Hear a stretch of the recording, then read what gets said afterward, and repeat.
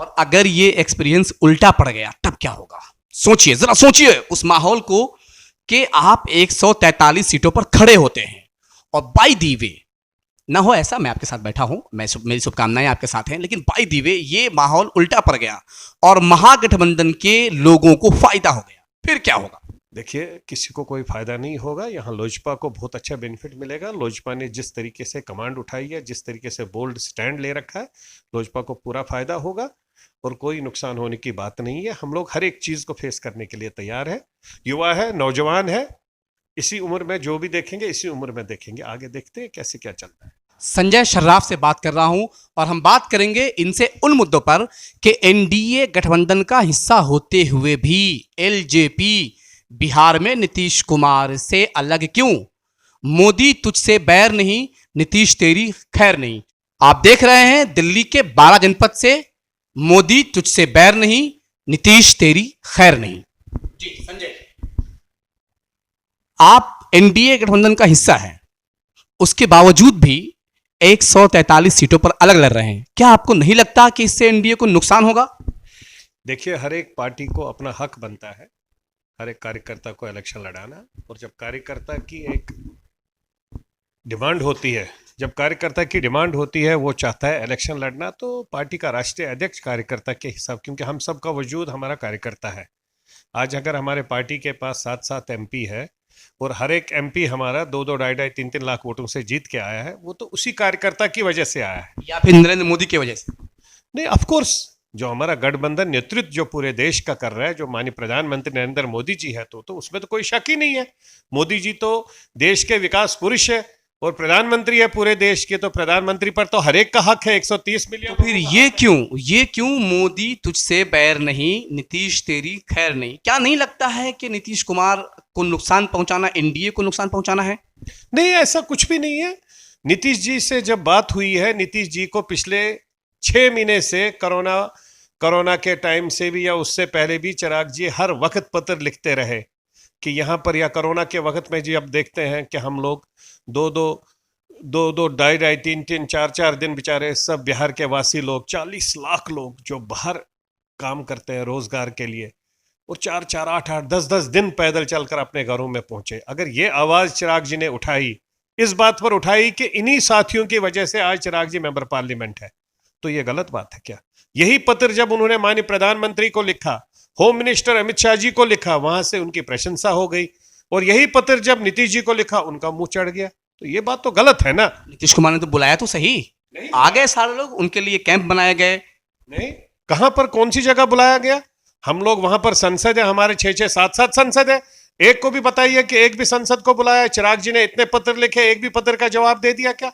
और आज से नहीं, पिछले 1.5 साल से पत्र लिख रहे हैं, किसी पत्र का जवाब नहीं लिखा। अगर चिराग जी उनसे ये लिख रहे हैं कि पिछले 15 साल नहीं, पिछले 50 साल से हर 7वें 8वें महीने में बिहार में बाढ़ आती है, और उस बाढ़ में आधा बिहार, 40-50% बिहार बेचारा अपना घर बार छोड़कर सड़क पर आ जाता है, क्या इसके ऊपर बात करना पाप है? अगर ये पाप है तो हम ये पाप करने को तैयार हैं।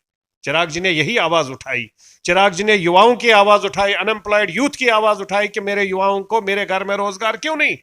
युवा बिहार का, इंस्टीट्यूशन बिहार का, पढ़ाने वाला बिहार का, स्टूडेंट भी बिहार का, लेकिन है इंस्टीट्यूशन कलकत्ता में है, दिल्ली में है, मद्रास में है, बॉम्बे में, क्या वो इंस्टीट्यूशन बिहार में नहीं हो सकता? तो इसके लिए तो आपको अकेले लड़ना चाहिए था चुनाव। आप चुनाव अकेले लड़ते, आप अकेले अपने फॉर्म से अपनी बात करते कि भाई चिराग पासवान एलजेपी ऐसा चाहती है, चिराग पासवान एलजेपी चाहते हैं कि बिहार फर्स्ट, बिहारी फर्स्ट। लेकिन आप एनडीए के साथ हो, आप मोदी जी के साथ तो हो, लेकिन उसी एनडीए का जो हिस्सा है नीतीश कुमार, आप उसके खिलाफ अपने कैंडिडेट्स उतार रहे हो, ऐसा क्यों? हम अलग ही लड़ रहे हैं, अकेले ही लड़ रहे हैं। बिहार फर्स्ट, बिहारी फर्स्ट जो मिशन डॉक्यूमेंट है, जो विजन है चिराग जी का, उस विजन डॉक्यूमेंट को, उस मिशन को लोगों के बीच में लेके जा रहे हैं। उस विजन डॉक्यूमेंट में प्रॉपर तरीके से लिखा है हम लोग बिहार में किस तरीके से हर जगह में हॉस्पिटल देंगे। उसमें लिखा है हर जगह बच्चों के लिए रोजगार का जुगाड़ किस तरीके से किया जाएगा।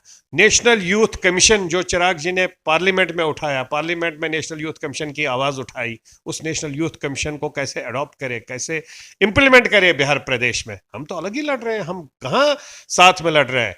एनडीए का घटक दल हम लोग दिल्ली में है, और नेतृत्व जो हमारा दिल्ली में क्या पूरे देश का नेतृत्व माननीय प्रधानमंत्री जी कर रहे हैं, तो हम तो उसमें कह रहे हैं तो फिर 130 मिलियन लोगों को हक है माननीय प्रधानमंत्री जी का नाम लेना, क्योंकि वो विकास पुरुष ही नहीं, वो पूरे देश में नहीं, पूरे प्रदेशों में, हर पूरे इंटरनेशनल लेवल पर माननीय प्रधानमंत्री जी ने जिस तरीके से भारत का नाम बढ़ाया है, तो उसका नाम लेने में कौन सी गलत बात है? तो फिर आप बीजेपी के खिलाफ अपने प्रत्याशी क्यों उतार रहे हैं?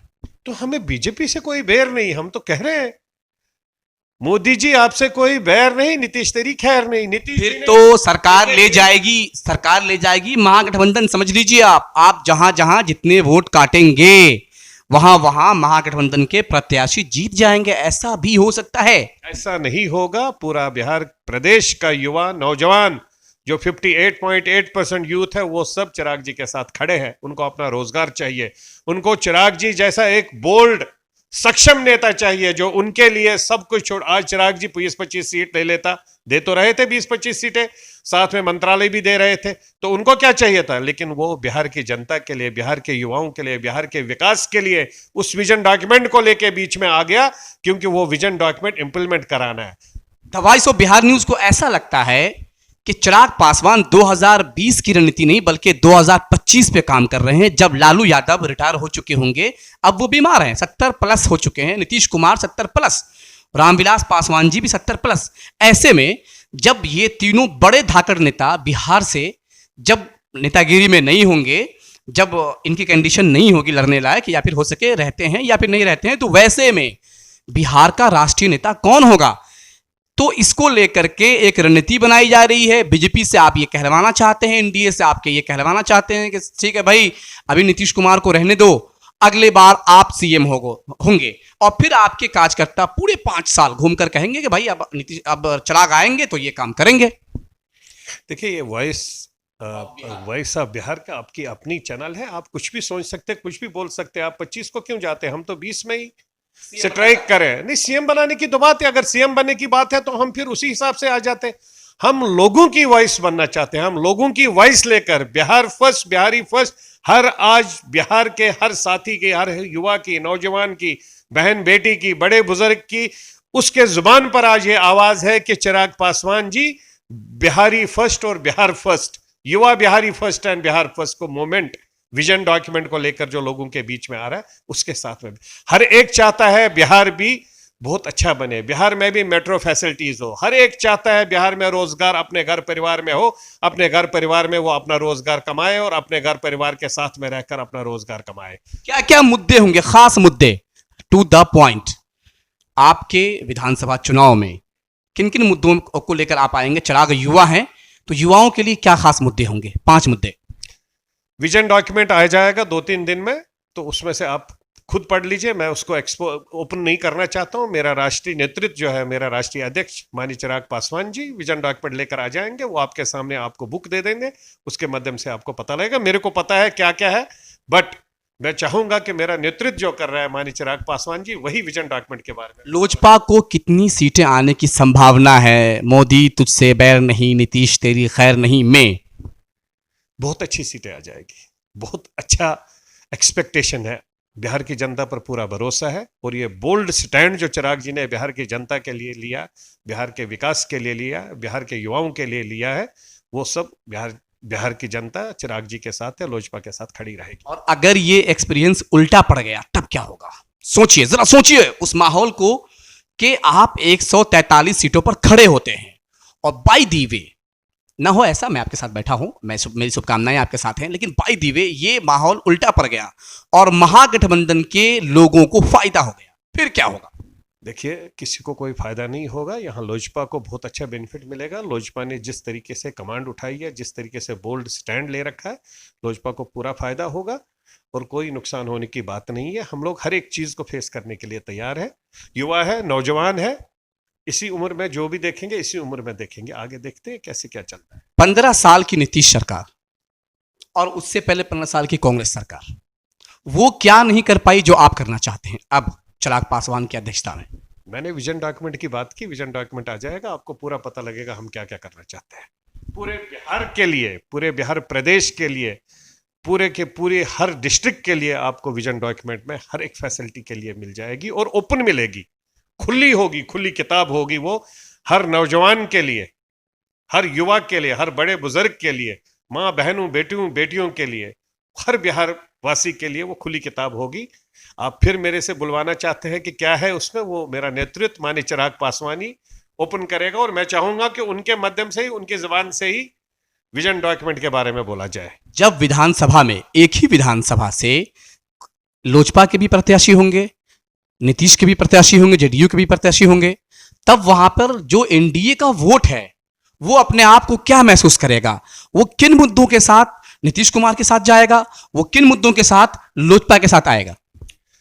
नीतीश जी को 15 साल से उन्होंने देखा है जिस तरीके से आज इनकम्बेंसी फैक्टर है, जिस तरीके से लोगों की डिफिकल्टीज है, प्रॉब्लम्स है। 40% बिहार आज भी बाढ़ में, बाहर में है। हम लोग लास्ट तक चाहते भी नहीं थे कि इलेक्शन हो, ये भी लोग देखेंगे, ये भी जनता देखती है। हम लोग आखिरी तक चाहते, फिर इलेक्शन कमीशन ऑफ इंडिया की जो आदेश अनुसार है हम उसका वेलकम करते हैं। हम उसमें कुछ ऑटोनोमस बॉडी है, हम उसको मना नहीं करते। लोगों को पता है, सबको मौका दिया, अब चिराग जी को मौका दे रही है। इस बार पूरी जनता, पूरी बिहार की जनता चिराग जी को मौका दे कि आरजेडी को भी मौका दिया। वो डिप्टी सीएम बहुत टाइम थे, कौन सा तीर मारा उन्होंने वहां पर, आज वो बड़ी आप कहते हैं आरजेडी को, उसको तो फायदे की कहीं बात ही नहीं है, कहीं पर है ही नहीं वो। आप चिराग पासवान और तेजस्वी यादव दोनों में क्या फर्क करते हैं? दोनों नौजवान हैं, दोनों युवा हैं, एक सांसद रह चुके हैं, दूसरे रेस में हैं। दोनों में क्या फर्क महसूस करते हैं? चिराग जी तो नेता है, उसको अभी नेता, अभिनेता भी हैं। अभी नेता थे, अभी नहीं, वो नेता है। नेता और लीडर बनना बहुत बड़ी बात है। लीडर है, पार्टी का मेरा नेतृत्व है, राष्ट्रीय अध्यक्ष है मेरी पार्टी का। चिराग जी का कोई जवाब थोड़ी ना है। ये जो बोल्ड स्टेप लिया ये चिराग जी ले सकते हैं और कोई नहीं ले सकता। इस तरीके को, यही लीडरशिप क्वालिटीज है, फील्ड में उतरना और अपने बलबूते पर, अपने दम पर खड़ा होकर अपने कार्यकर्ताओं के लिए उनकी आवाज उठाना। पूरे हर कार्यकर्ता चाहता था बिहार का कि हम लड़ेंगे लड़ेंगे। हर जगह से हर कार्यकर्ता को पैनल में रखा है, उसको मौका दिया जा रहा है, वो इलेक्शन में लड़ रहा है और अपनी तरीके से पूरा कोशिश करे। और चिराग जी ने बोला है कि हर कार्यकर्ता, जो कार्यकर्ता 10 साल 20 साल से पार्टी में था और वो मेरी तरफ देखता था इलेक्शन के टाइम, जब हमको 25 सीटें 30 सीटें मिलती थी, हम दे नहीं सकते थे किसी को। आज 143 में हम हर कार्यकर्ता को खुश करेंगे, उसको जिंदा करेंगे, उसको खड़ा करेंगे कि भाई आज तक आप हमारे लिए लड़े, आज हम तुम्हारे लिए लड़ रहे हैं, तुम्हारे लिए बिहार की जनता के सामने दामन फैला के उसके लिए जाएंगे कि यह आपके बीच में पिछले 10 साल 15 साल 20 साल से लड़ रहा है, आज उसको एक मौका दे दो। हाथरस गैंगरेप पर एलजेपी का क्या स्टैंड है? कहीं कुछ सुनाई नहीं दे रहा है, जबकि कहा यह जा रहा है कि जिस लड़की के साथ गैंगरेप हुआ वो दलित कम्युनिटी से आती थी और जानबूझकर उनके साथ ये घटना इसलिए घटी क्योंकि वो पिछड़ी थी, वो दबी कुचली थी। ऐसा कोई भी जब भी इंसिडेंट होता है, ये तो बड़ा ऐसा कोई भी इंसिडेंट बड़ा अनफॉर्चुनेट है। इससे तो दुख होता है। हमारे घर में सब माँ बहन बेटी वाले हैं। इसमें जो भी मुस्लिम हो उसके साथ सख्त से सख्त कार्रवाई होनी चाहिए। उसको नहीं, हम तो चाहते हैं कि फांसी की सजा देनी चाहिए जो भी इसमें इन्वॉल्व हो। योगी सरकार जो एनडीए का हिस्सा है, उनके एक आईपीएस कहते हैं कि साहब गैंगरेप तो हुआ ही नहीं। तो किस नजरिए से देखती है एलजेपी वहां की घटना को, क्या मानती है? एक तबका है जो ये कहता हुआ नजर आ रहा है कि भाई ये चारों बच्चे बेकसूर हैं, दूसरा तबका है जो ये कहता हुआ नजर आ रहा है कि नहीं, ये चारों कसूरवार हैं और इनको फांसी होनी चाहिए। जो पीड़ित है उसकी रीढ़ की हड्डी टूट जाती है, उसकी जबान कट जाती है, उसकी मौत हो जाती है, लेकिन उसके बावजूद भी देश दो धड़ों में बटा हुआ है। नहीं, ऐसा कुछ भी हम तो कहते हैं कि इन्वेस्टिगेशन के माध्यम से एक बच्ची मारी गई है, चाहे रेप हुआ है या नहीं हुआ है, उस पर तो हम लोग नहीं जाते। इन्वेस्टिगेशन का मसला है, हम इन्वेस्टिगेशन के बारे में ज़्यादा नहीं जानते। जो प्रॉपर ग्राउंड जीरो पर इन्वेस्टिगेशन कर रहे हैं, हम उसको चाहेंगे कि इन्वेस्टिगेशन प्रॉपर और साफ तरीके से, साफ सुथरे तरीके से हो, जो भी उसमें इन्वॉल्व हो। क्योंकि बच्ची तो मारी गई है, मरी है, उसकी जबान भी काटी गई है, उस पर कोई शक नहीं है। तो उसके ऊपर सख्त से सख्त कार्रवाई होनी चाहिए, उनको फांसी की सजा देनी चाहिए। आप प्रवक्ता हैं, मैं पोर्टल मीडिया चलाता हूं। जमाना बदला है, कभी मीडिया पेपर में हुआ करता था, फिर रेडियो, फिर टीवी क्रांति आई और अब डिजिटल क्रांति आई। मैं डिजिटल मीडिया से हूं। क्या फर्क महसूस करते हैं पुराने लोगों में और अब नए लोगों में? मीडिया का रूपरेखा कैसा बिगड़ा है या बना है? मीडिया का इमेज समाज में अब किस तरह का है? अब कम्युनिकेशन देखिए, जितना मीडिया एक्टिवली प्रॉपर तरीके से ग्राउंड जीरो की रियलिटी दिखाता है, तो लोगों के बीच में जो कम्युनिकेशन पहले गैप थी वो कम्युनिकेशन पूरी होती है। मीडिया लोगों की बात रखने में, लोगों की बात रखने में, मैं कहता हूं, मैंने तो वही बात की आपसे कि जो मीडिया अच्छे तरीके से लोगों की बात रखता है, तो नेचुरली लोगों के बीच में जो कम्युनिकेशन गैप पहले रहती थी, पता नहीं लगता था। या हमारे प्रधानमंत्री जी देश में जो भी अच्छा काम कर रहे हैं, तो वो मीडिया के माध्यम से जिस तरीके से आम जनता के सामने आ जाता है, तो नेचुरली तो मीडिया, मैं बात कर रहा हूं मीडिया, पत्रकार और चाटुकार की बात कर रहा हूं। एक मीडिया वो है जो हुकूमत की को आईना दिखलाता है, दूसरा मीडिया वो है, एक मीडिया वो है जो हुकूमत को आईना दिखलाता है, दूसरा मीडिया वो है जो हुकूमत के साथ साथ हो लेता है। तो क्या फर्क महसूस करते हैं मीडिया की छवि में? देखिए ऐसा, मीडिया को कैसा होना चाहिए? आप प्रवक्ता हैं इसलिए मैं आपसे बात कर रहा हूं। आपका मीडिया से आमना सामना हमेशा होता रहता है। मीडिया एक इंडिपेंडेंट एजेंसी है, डेमोक्रेटिक पिलर है, बहुत बड़ा पिलर है डेमोक्रेसी में मीडिया का। तो हम तो चाहते हैं कि मीडिया खुले दिल से, खुले दिमाग से हर एक आवाज़ उठाए, आम जनता की आवाज़ उठाए और आम जनता के बीच में और प्रॉपर जगह पर जहां पर उसके ऊपर कार्रवाई होनी चाहिए उस आवाज़ की, वहां तक पहुंचे और वो आवाज़ उठाए। हम तो हर वक्त यही चाहेंगे कि मीडिया साफ सुथरे तरीके से आम जनता की आवाज़ उठाए। लोजपा का ऐसा क्या स्टैंड रहा है जिसको मीडिया ने सही से कवरेज नहीं किया, नहीं दिया? आप जो बताना चाहते थे वो बता नहीं पाए, आप जो लोगों तक मैसेज देना चाहते थे वो पहुंच नहीं पाया। हमारी मीडिया से कोई ग्रीवेंस नहीं है। हम लोग जो ग्राउंड जीरो पर काम करते हैं तो मीडिया के माध्यम, अभी तो मैंने आपको नहीं बुलाया, आप मेरे पास आ गए, तो आपके माध्यम से हमारी मैसेज हर जगह जाएगी। आजकल डिजिटल मीडिया पूरे वर्ल्ड में चल रहा है, यूनिवर्सल बना हुआ है, ग्लोबलाइज्ड डिजिटल मीडिया हो गया है। पहले जो मीडिया, प्रिंट मीडिया था, पेपर आ गया तो दिल्ली दिल्ली में देखा या बाहर वाले कंट्री में, और कुछ लोग 50,000, 10,000, 20,000 लोग दिल्ली में आ गए, उन्होंने भी देखा तो हो गया एक दिन में। अब तो डिजिटल मीडिया तो कम्प्लीटली वहीं पर रहता है। तो I think we should appreciate, हमारे कोई ग्रीवेंस नहीं है मीडिया से। जो हम कहते हैं तो मीडिया हमारी बात पूरे अच्छे तरीके से पहुंचाती है और हमारे साथ कोई बैर नहीं है किसी मीडिया चैनल का। मैं एक बात और करूंगा कि आपके 143 सीटों पर चुनाव लड़ने से सुशील मोदी ने इस तरह से मना किया, इंटरनली आपको यह मैसेज दिया कि आप मोदी जी का, बड़े मोदी जी का तस्वीरों का इस्तेमाल आप नहीं कर सकते हैं, आप उनकी पिक का इस्तेमाल नहीं करेंगे और वो इस्तेमाल सिर्फ और सिर्फ नीतीश कुमार ही कर सकते हैं। सुशील मोदी जी ने ठीक बोला है, उनकी अपनी आइडियाज है, थॉट्स है। हमारी अपनी पार्टी का नेता मेरा रामविलास पासवान जी बहुत बड़ा नेता है। चिराग जी आज नेतृत्व कर रहे हैं पार्टी का, और पार्टी का जो डिसीजन होगा उस पर बात होगी। माननीय प्रधानमंत्री जी हमारे देश के नेतृत्व है, 130 मिलियन लोगों के नेता है। तो प्रधानमंत्री के बारे में कोई भी बोल सकता है, आप भी बोल सकते हैं, मैं भी बोल सकता हूं, अपोजिशन वाले भी ले सकते हैं, उसमें कोई आपत्ति है नहीं। मेरा नेता माननीय रामविलास पासवान जी देश के मंत्री है, food and supplies cabinet minister है, उनका भी फोटो कोई भी लगा सकता है क्योंकि वो देश के मंत्री है, वो पार्टी के मंत्री नहीं है। तो इसलिए ये सब चीजें ठीक है, इलेक्शन के टाइम ये सब चीजें चलती है और हम भी वही काम करेंगे जो हमारी पार्टी एक प्रॉपरली डिसिप्लिनेड पार्टी है। हम प्रॉपरली ट्रैक से बाहर नहीं जाते, पूरे ट्रैक पर ही काम कर रहे हैं। प्रधानमंत्री ऑफिस से क्या कभी ऐसी कॉल नहीं आई कि बस चिराग अब बस करो, अब ऐसा मत करो? हमने कुछ ऐसा किया ही नहीं तो जिस पर माननीय प्रधानमंत्री के माध्यम से कॉल आएगी। क्यों आएगी कॉल? ये तो आप क्या कैसी बात कर रहे हैं? आपको तो इस बात पर अंदर खाने ऐसी बातें चल रही हैं कि ये सारी प्लानिंग बीजेपी की है और एलजेपी वही कर रहा है जो बीजेपी चाह रही है। बीजेपी चाह रही है कि नीतीश कुमार को 2020 में ही सत्ता से बाहर का रास्ता दिखला दिया जाए। एलजेपी तो उसमें कोई, एलजेपी तो खुलेआम, इसमें कहने की क्या बात है? एलजेपी तो खुलकर अपने कैंडिडेट 143 कैंडिडेट उठा रही है। बीजेपी चाह रही है, ये बीजेपी चाह रही है पीछे से डबल स्टैंड। ये आप लोग कुछ भी कह सकते हो, हमारे लिए तो ऐसा कुछ भी नहीं। हमारी अपनी पार्टी है, अपना संगठन है, अपने आइडियाज है, अपने थॉट्स है, अपना विल पावर है और अपना स्टैंड है मेरे नेतृत्व का माननीय चिराग पासवान जी का। जो मेरे नेता का स्टैंड है वो चिराग जी का स्टैंड है, पार्टी का स्टैंड है। पार्टी के हर कार्यकर्ता ने डिमांड रखी है और पिछले 2 साल से, 2 साल क्यों, 2.5 साल से, लोकसभा से पहले से भी, जैसे भाजपा 243 सीट पर काम कर रही थी, जेडीयू 243 सीट पर काम कर रही थी, तो हम लोग 143 तक पहुंच गए। हम भी 243 तक पहुंच जाते, लेकिन कोरोना वायरस की वजह से ये 4-5 महीने बंद हो गए, उसकी वजह से हम लोगों के बीच में ज्यादा नहीं पहुंच सके। तो हमारा काम जो हुआ 143 तक, हमारा कैडर बना, ब्लॉक प्रेसिडेंट बना है, हमारा बूथ कमिटीज पूरी तैयार है 143 कॉन्स्टिट्यूएंसीज की। ये बच्चों का खेल तो नहीं है ना, मजाक तो नहीं है कि हम जी लड़ रहे हैं 250 सीट पर ना। जो हमारे पास बेस है, ग्रास रूट है, ग्राउंड रियलिटी है, वो हम लड़ रहे हैं।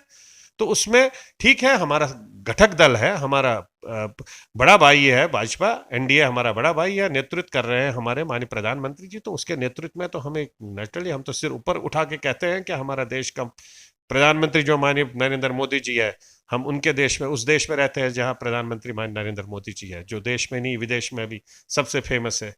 और विकास पुरुष है पूरे देश के, तो इसमें आपत्ति नहीं है किसी को भी कोई बोलने की। मेरे देश के, मैं अपने प्रधानमंत्री की बात कर रहा हूं। मेरा प्रधानमंत्री कहता है मैं 130 मिलियन लोगों का नेता हूं, मैं 130 मिलियन लोगों का प्रधानमंत्री हूं, तो मेरा ये प्रधानमंत्री है, मेरे को हक बनता है प्रधानमंत्री जी के बारे में। उस 130 मिलियन लोगों में से हाथरस गैंग रेप की पीड़िता के नाम पर एक भी बयान नहीं आता है। वो आप उन्हीं से पूछ लीजिए, मैं उनका स्पोक्स पर्सन नहीं हूं। Thank you.